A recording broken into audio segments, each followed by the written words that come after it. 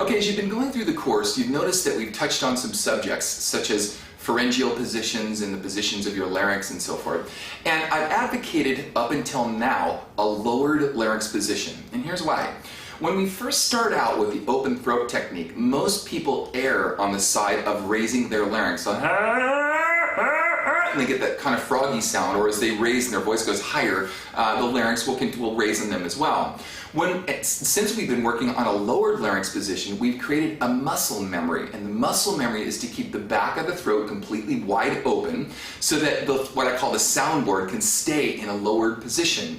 It's now time to allow and hope that this muscle memory is embedded and we don't have to consciously think about it. It's second nature to us, where we're actually able to keep that open throat and not manipulate the tongue so much and have to worry so much about it, that we can actually relax the larynx position to a static or a neutral position. Now let me explain.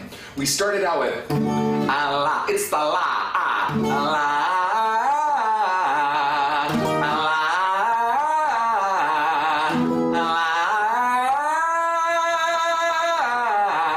Right? It's kind of almost baroque and dark in that sense, like a chiaroscuro. But what I really want is now for you to relax the larynx instead of la. It's la. So instead of la, and having kind of a forced sound to keep the larynx in a forced or a lowered position, I want you to feel the sensation of them being in a relaxed or neutral state. And this is going to really help you now. Once again, it's embedded, and open throat is embedded, and you don't have to worry about keeping that back of that throat open. Now we can relax the larynx to a position where it can lower, it can stay in the middle in a static position or a relaxed position, and also goes to a raised position should you decide you want to have that kind of tone to your sound. Now, one final thing, because I want to discuss different pharyngeal spread positions. We've talked about mask, and we've talked about spreading the pharynx and whatnot.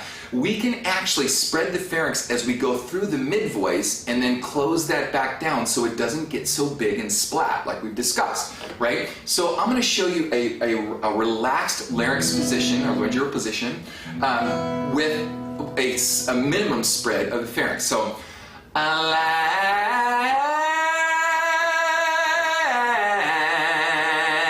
here's what we worked on before. You hear the difference? You hear the relaxing of that of the larynx. I'm no longer trying to force it to stay low. Well, this is going to really help us.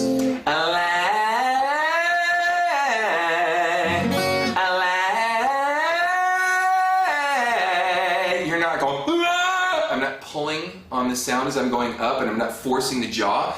So what this will do is this will now allow us to relax the jaw, because we've embedded the sound, we've embedded the muscle memory, and allow the larynx to be in more of a relaxed position. And then one final thing, you're going to feel the sensation of your cords releasing to a relaxed state also. So instead of any sort of feeling of tension in the cord, the cord should feel like it's in a relaxed state too. So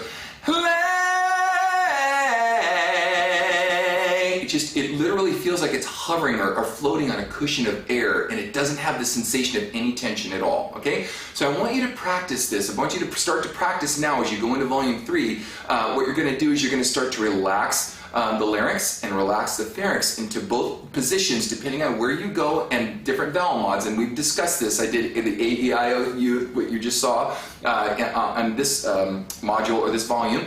We discussed, different vocal tract shaping in volume 1, and you're going to start to translate this now as you start to move into your vowel sounds into volume 3. Okay? If you're ready, and you're ready to move on to volume 3, let's get started.